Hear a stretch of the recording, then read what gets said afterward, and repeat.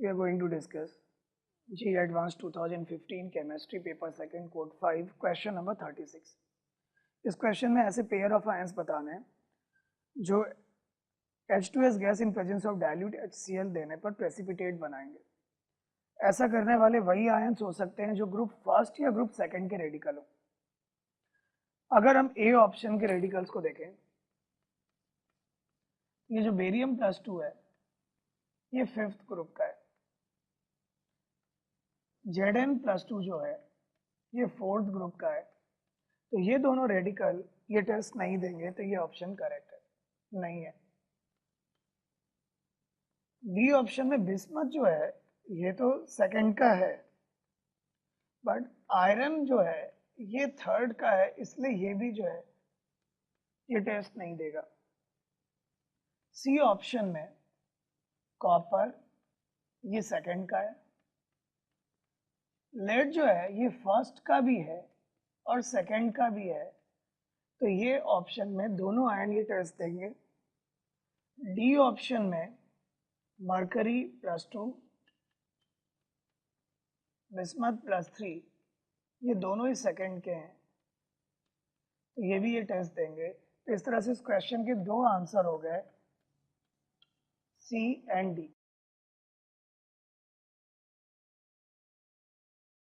Dear student, today I am discussing JEE Advanced Exam 2015 Code 5 Paper 2 question number 37. In this question, paragraph 1 is given and in this formula C8H6 is given. For this formula, double bond equivalent is calculated by this formula, which is applicable only for hydrocarbon containing compounds. So by this way we get double bond equivalent is equal to 6. So compound C8H6 have structure like this. So in question number 37, when this compound react with hydrogen in the presence of palladium barium sulfate, which is known as a Lindlar catalyst. So Lindlar catalyst give syn addition on triple bond carbon. That's why this compound is formed, and this compound is subjected to hydroboration reaction, which is again syn addition reaction. So this compound convert into this trialkyl boron compound, and trialkyl boron compound then further subjected to oxidation. So complete reaction from here to here is known as a hydroboration oxidation reaction. In this reaction, net addition of water molecule takes place on pi bond according to anti-Markovnikov rule. So finally we get this kind of compound which is known as a anti-Markovnikov alcohol. So finally answer is C. Thank you.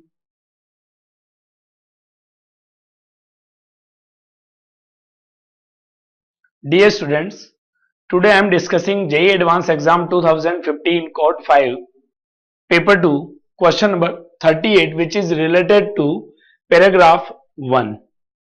So in this paragraph 1, we compound C8H6 have structure like this, which is subjected to hydration, Kucherov reaction. So in this reaction, what addition of water molecule takes place. So this kind of alcohol is formed, which is further tautomerized and convert into carbonyl compounds. Then this carbonyl compound react with ethyl magnesium bromide followed by hydrolysis, so that this compound convert into 3-degree alcohol or tertiary alcohol. Then this tertiary alcohol further subjected to dehydration of alcohol in the presence of H+, that means acidic medium. So that initially OH molecule convert into OH2+, and it by the removal of this carbocation is obtained. This carbocation by the removal of proton, an alkene is obtained, which is known as a Sajjay product. So in this question number 38, answer is D. Thank you.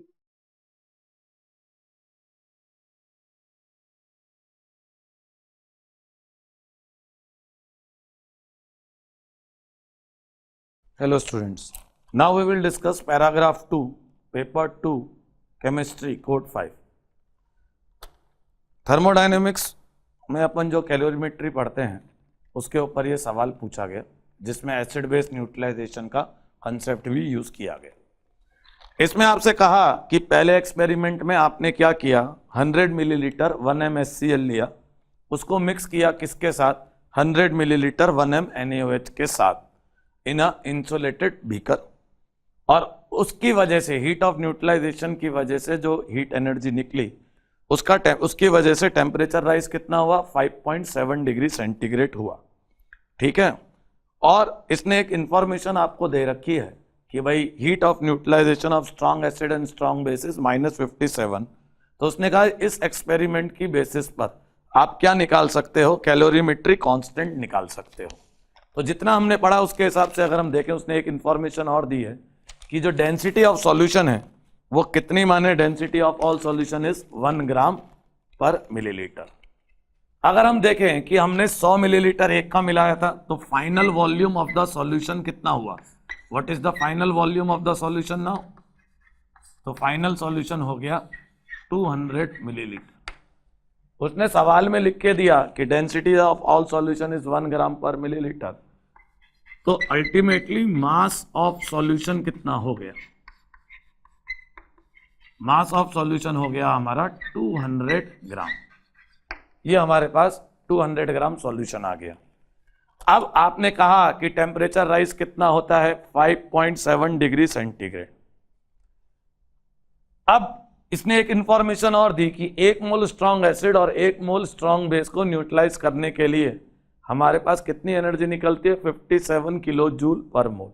हमने कितने मोल neutralise करे, 0.1 मोल। तो energy released on neutralizing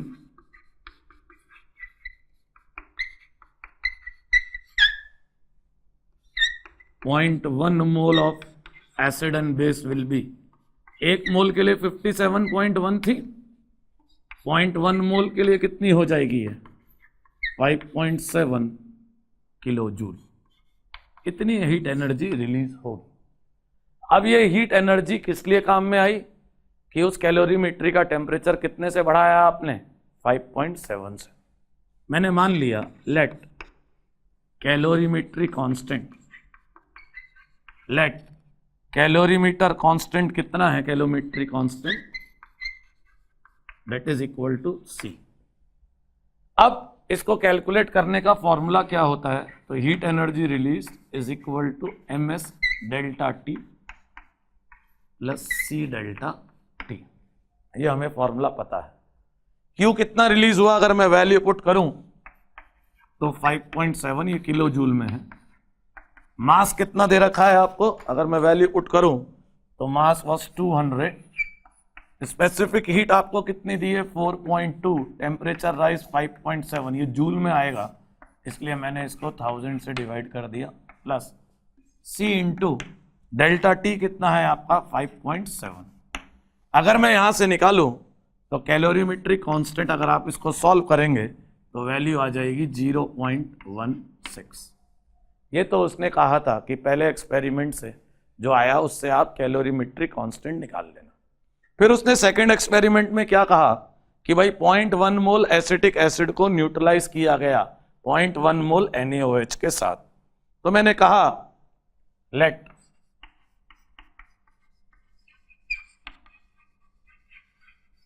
heat energy released per mole of acid neutralized, ये energy मैंने कितनी मान ली, x kilo joule पर मोल। तो 1 मोल जब एसिड न्यूट्रलाइज होता है तो x किलो जूल पर मोल निकलता है। हमने कितना न्यूट्रलाइज करा, 0.1 मोल। Therefore, for 0.1 mole, energy released will be 0.1x। इतनी हीट एनर्जी क्या हो जाएगी, रिलीज हो जाएगी।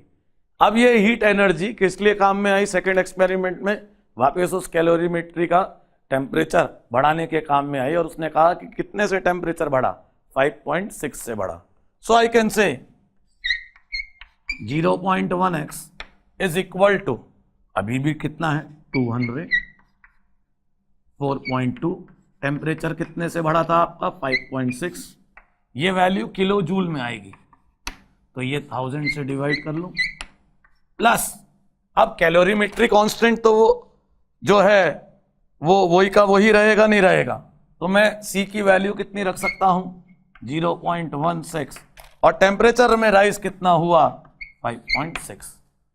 सो now from this we can calculate the value of x. ये x जब आप सॉल्व करेंगे तो ये वैल्यू आएगी 56 किलो जूल पर मोल, यानी कि जब 1 मोल वीक एसिड 1 मोल स्ट्रॉन्ग बेस के साथ न्यूट्रलाइज किया गया तो एनर्जी निकली 56.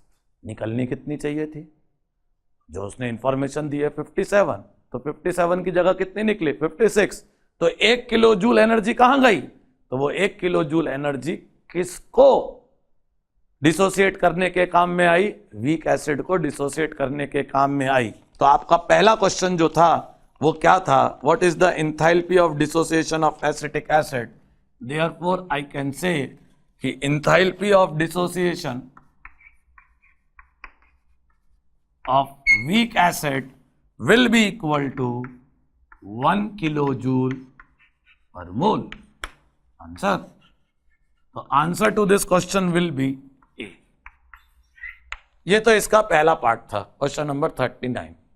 क्वेश्चन नंबर 40 बहुत सिंपल था. उसने कहा कि एक्सपेरिमेंट 2 में what is the pH of the solution. तो क्वेश्चन नंबर 40 की बात करें तो एक्सपेरिमेंट 2 में उसने क्या करा था, एसिटिक एसिड की रिएक्शन किससे कराई थी, NaOH से. हमें पता है एसिड और बेस मिलकर क्या बनाते हैं, सॉल्ट और वो, तो CH3COONA प्लस वाटर बन जाएगा. अब उसने कितने कितने मोल दिए, तो इनिशियल मोल अगर आप देखें पढ़ें इस पैराग्राफ को, तो इनिशियल मोल इसके 0.2 है, NaOH के 0.1 है, और ये 0 और 0. तो यहां पर NaOH जो है वो लिमिटिंग रिएजेंट हो गया, तो फाइनली इसके कितने मोल बच जाएंगे 0.1, ये खत्म हो जाएगा और ये 0.1 बच जाएगा. ये दोनों मिलकर आपस में कौन सा सॉल्यूशन बना लेंगे, एसिडिक बफर सॉल्यूशन. और आयनिक इक्विलिब्रियम में हम एसिडिक बफर सॉल्यूशन का पीएच निकालना पड़ते हैं, पीएच बराबर pKa plus log of concentration of salt upon concentration of acid.